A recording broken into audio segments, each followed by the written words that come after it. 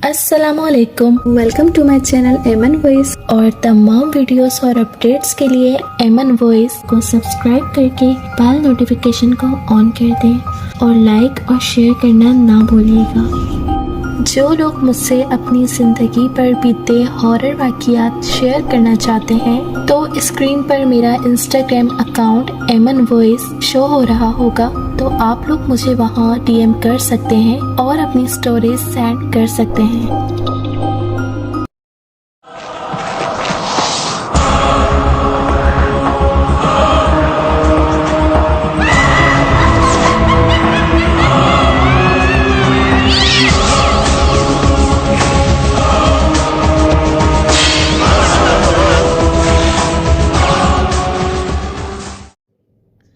तो आइए सुनते हैं आज की वीडियो में किसी की ज़िंदगी पर बीती एक पुरस्कार कहानी।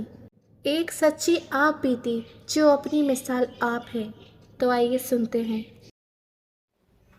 मैं एक रोड से गुजरते हुए मैंने सोचा सादिकाबाद की तरफ सफ़र किया जाए, तो रास्ते में सरदारगढ़ आ जाता है। अब तो हर तरफ छोटी बड़ी तारकुल की सड़कें बन गई हैं।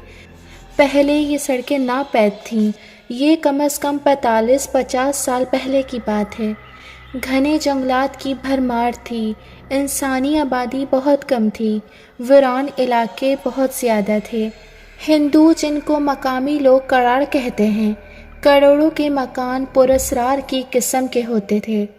पाकिस्तान बन जाने के बाद वो हिंदुस्तान हिजरत कर गए थे।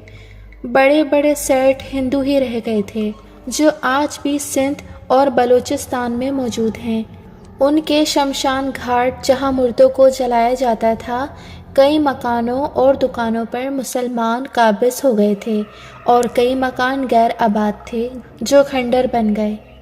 सर्दियों की एक शाम थी। मैं और मेरे मामू सड़क किनारे खड़े थे। एक पुरानी बस हमें उतार कर जा चुकी थी।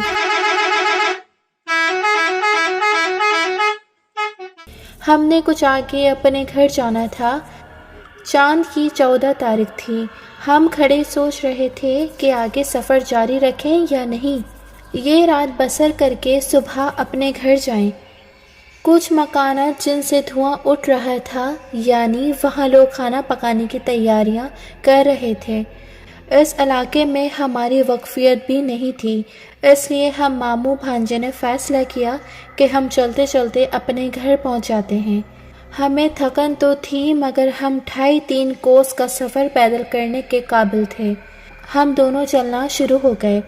ये 1965 की जंग से 2-3 साल पहले की बात है। इस वक्त गैर आबाद ज़मीन बहुत ज़्यादा थी। हो का आलम तारी रहता था। हम पैदल सफ़र करते करते जलालपुर के करीब हो रहे थे। हमारे दाएं बाएं खजूरों के घने दरख्त मौजूद थे। सामने एक घने दरख्त वाला बाग नज़र आ रहा था। वहाँ मैंने एक अजीब सा नज़ारा देखा, जिसे देखकर मैं तो घबरा गया, लेकिन मेरे मामू बिल्कुल नहीं घबराए, क्योंकि वो इन्हीं इलाकों के रहने वाले थे और ऐसे नज़ारों से उनका अक्सर वास्ता पड़ता रहता था। हमने देखा कि 1 दर्जन के करीब मट्टी के दिए रोशन थे, जो ज़मीन से 10 फीट की बुलंदी पर मुहतरक थे। वो हमें दायरे की सूरत में घूमते हुए नज़र आए। ये एक पुरस्कार मंजर था, जो हम दोनों मामू भांजे हैरत से देख रहे थे। फिर वो दिए एक लंबी कतार में बाग की तरफ बढ़ गए।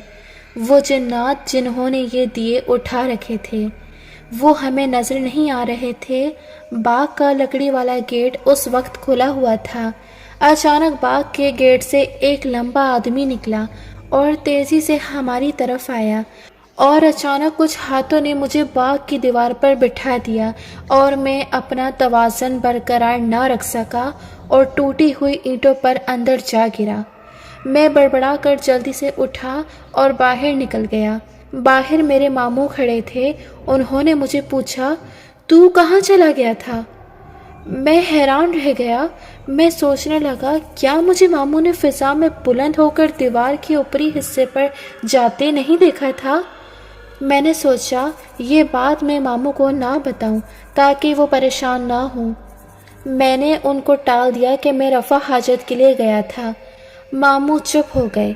اتنے میں وہ لمبا آدمی ہمارے قریب آ پہنچا۔ اس نے اپنے ہاتھ میں ایک تھال اٹھایا ہوا تھا جو ایک رومال سے ڈھکا ہوا تھا۔ میں سمجھ گیا کہ یہ شخص جنات میں سے ہے۔ اس کے دونوں کانوں کی لوئیں اتنی لمبی تھیں کہ کندھوں تک آ رہی تھیں۔ اس کی بڑی بڑی آنکھیں شعلے برساتی نظر آئیں۔ وہ بالکل انگارے کی طرح سرخ تھیں۔ میں گھبرا کر زمین پر بیٹھ گیا۔ وہ سخت لہجے میں بولا، نیچے نہ بیٹھ، کھڑا ہو جا۔ میں ایک دم کھڑا ہو گیا۔ اچانک اس شخص نے ہاتھ ہلایا تو قریب ہی ایک گدھا موجود ہوا۔ وہ شخص بولا، کوئی اور موقع ہوتا تو ہم تمہیں ضرور نقصان پہنچاتے، لیکن آج ہمارے لیے خوشی کی رات ہے۔ میں قوم جنات میں سے ہوں۔ میرے بیٹے کی شادی ہے۔ میں تمہارے لیے کھانا لایا ہوں۔ تم گھبراؤ نہیں، ہم تمہیں کوئی نقصان نہیں پہنچائیں گے۔ آج خوشی کی رات ہے۔ تم کھانا کھا کر اس تھال کو یہیں رکھ دینا اور ساتھ نہ لے جانا۔ ہم نے جلال پور کے گھروں سے یہ برتن اٹھائے ہیں۔ صبح ہونے سے پہلے ہمیں ان برتنوں کو واپس اس جگہ پر رکھنا ہے جہاں سے اٹھائے ہیں۔ تم لوگ کھانا کھا کر اس گدھے پر سوار ہو کر یہاں سے دور چلے جانا اور واپس اس راستے پر ہرگز نہ آنا جہاں سے تمہیں روکا جا رہا ہے، کیونکہ ہماری قوم میں وحشی شرارت پسند جنات بھی ہیں جو تمہیں نقصان پہنچا سکتے ہیں۔ ایک اور بات تم لوگ یاد رکھ لو کہ یہ گدھا جب اپنی گردن ہلائے تو فوراً نیچے اتر جانا، ورنہ بعد کے نقصان کے تم خود ذمہ دار ہوگے۔ یہ کوئی عام گدھا نہیں بلکہ یہ قوم جنات کی سواری ہے۔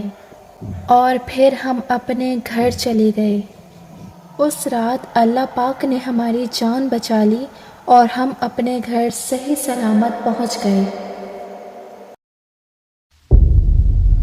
جنہوں نے ابھی تک ہمارے چینل کو سبسکرائب نہیں کیا تو وہ کائنڈلی ہمارے چینل کو سبسکرائب کر کے بیل نوٹیفیکیشن کو آن کر دیں۔ ملتے ہیں پھر کسی اور ہارر اسٹوری کے ساتھ۔ So stay tuned. اللہ حافظ۔